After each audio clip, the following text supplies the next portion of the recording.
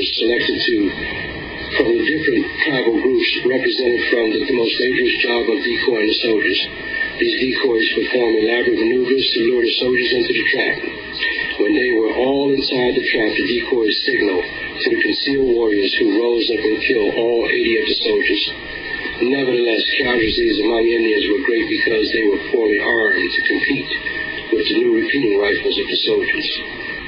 The Indians named this battle the Battle of Hundred Slain. The whites knew it was the Fetterman Massacre because officers and soldiers were led by Captain Fetterman, who had boasted that he would defeat the entire Sioux nation with a single company of cavalrymen. 1986, as anti-government protests gathered steam, the United States arranging exile in France for Baby Doc and his family. He is succeeded by General Henri Nancy. Summer 1867, Grand Council of 6,000 tribes at Bear Butte, the sacred mountain of the Cheyenne, attended by Crazy Horse, Red Cloud, and Sitting Bull, among other great leaders, pledged to end further encroachment by the whites. Treaty of 1868, the Army agrees to abandon the forts on the Bozeman Trail. The treaty creates the Great Sioux Reservation and agrees that the Sioux do not cede their hunting grounds in Montana and Wyoming territories. The Indians agreed to become civilized. George Armstrong Custer established himself as a great Indian fighter by leading the massacre on the Washita in Indian Territory, Oklahoma, in which Black Kettle was killed.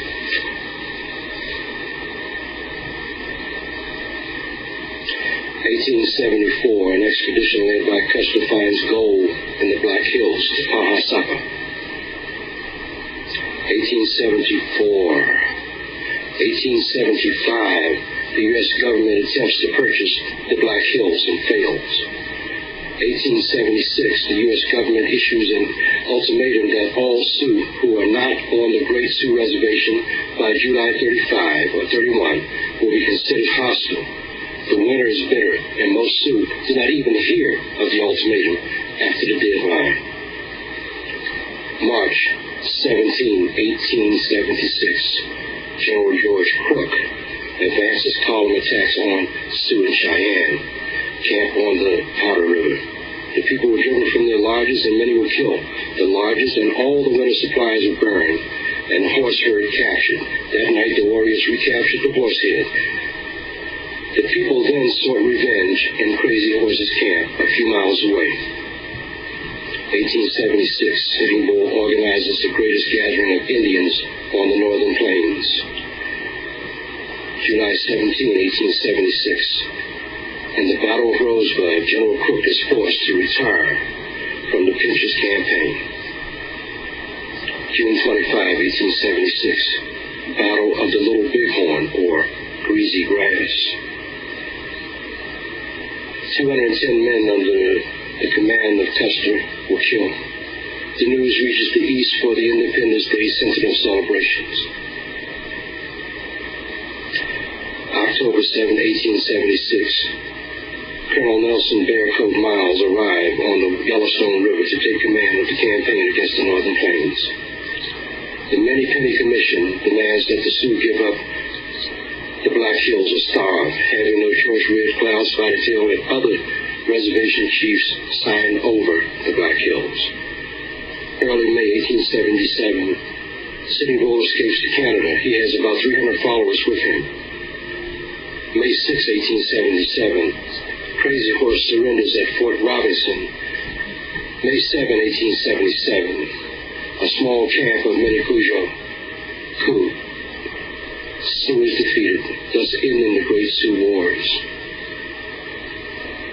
On September 6, 1877, Crazy Horse is killed at the hands of soldiers and some of his own people. 1990, a charismatic priest from the slums, John Breton, RSD, wins the UN-organized presidential election, gaining more than 67% of the vote. In 1991, Aristides is ousted in a military coup and is forced to seek exile in the U.S. The coup sparks a mass exodus with more than 40,000 Haitians rescued by the U.S. Coast Guard during a 12-month period. There are several attempts to democracy into Haiti. In 2000, November, Aristide is elected president again for a second non-consecutive term.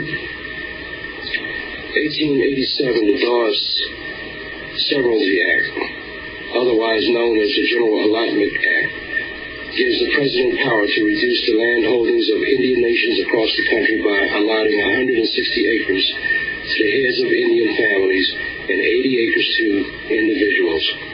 The surplus lands on the reservation were opened up for settlement.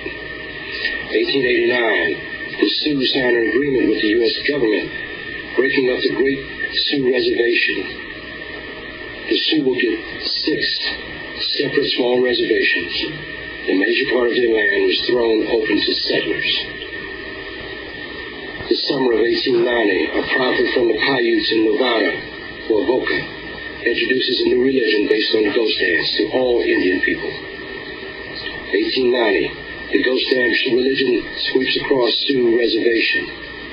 Sitting Bull is killed on December 15th by Indian policemen acting on behalf of the United States government.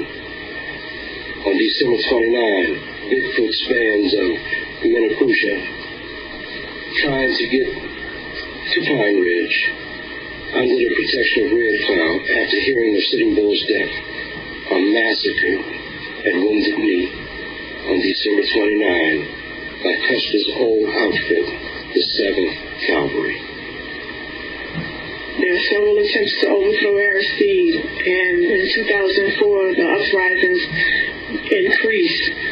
March 2004, Aristide is kidnapped at gunpoint and sent into exile under U.S. military escort.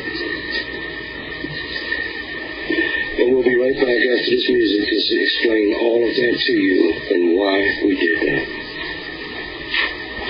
Now let me go into explaining to you a little bit of why we did this. Every year around this time, beginning in December, well actually beginning in September, we begin to ask you for help to help the people of South Dakota, the Lakota Indians. And if I know many of you were paying attention to our reading of the timelines of both the Lakotas and the Haitian people. But these people were basically genocide was committed against them. Their land was stolen from them, and on and on and on. And they were actually placed on these reservations to die. And according to a lot of the Lakota people that I've talked to, and I've talked to a lot of them, it is their understanding of passed down knowledge that the U.S. government only expected Lakota to live for 2 seasons or 2 winters. But guess what? They're still here. And they're barely holding on. And why did I bring up the issue of Haiti? Well, the reason that we brought up the issue of Haiti is because that was the first successful slavery vote in the Western Hemisphere, and the only really successful slavery vote in history.